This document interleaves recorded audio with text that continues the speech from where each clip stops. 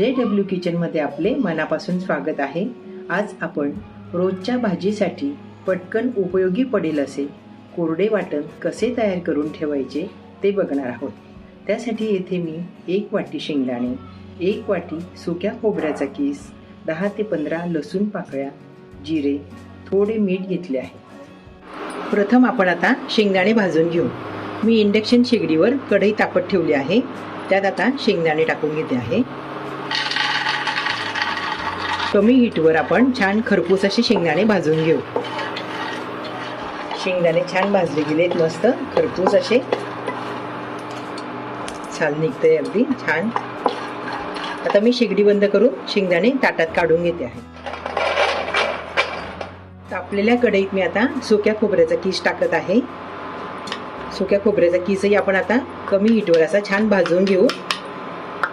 खोबऱ्याचा कीस लवकर भाजून होतो, सारखं परतवत राहायचं त्याला।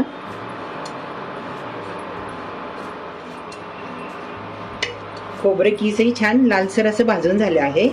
मी आता शेगडी बंद करून घेते आहे। शेंगदाणे व खोबरा कीस आपण आता गार करायला ठेवून देऊ।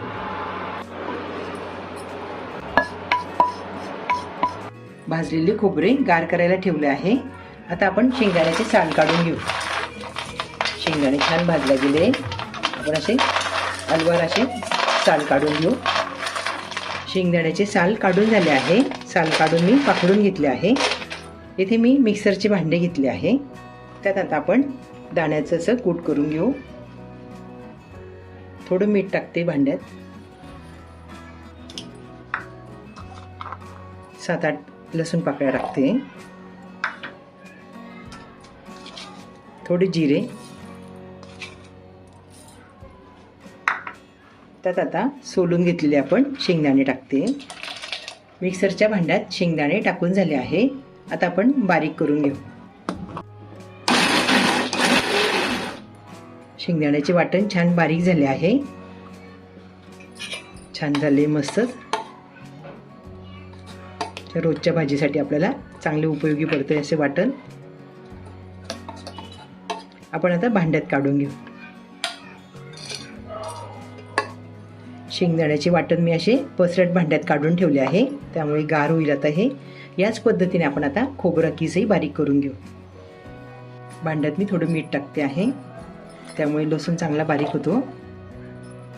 जिऱ्यामुळे छान चविष्ट लागतं अगदी कूट हे। तर भाजलेलं गार झालेलं खोबरा कीस टाकते मी।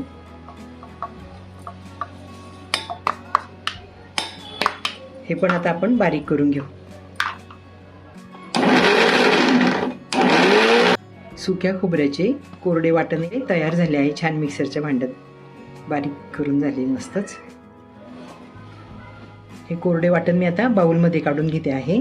असे वाटण तयार असेल तर आपल्याला कुठलीही फळभाजी पालेभाजी पटकन करता येते। मसाल्याच्या भाजीसाठी पण आपल्याला हे खोबऱ्याचे वाटण उपयोगी पडते छान। भाजलेले शेंगदाणे व खोबऱ्याचे वाटण तयार झाले आहे। हे गार झाले की आपण डब्यात भरून ठेवू शकतो। 8 ते 15 दिवस छान टिकते। फ्रीजमध्ये ठेवल्यास 1 महिनाही चांगले राहते। असे कोरडे वाटण तयार असेल तर स्वयंपाकाचा बराच वेळ वाचतो।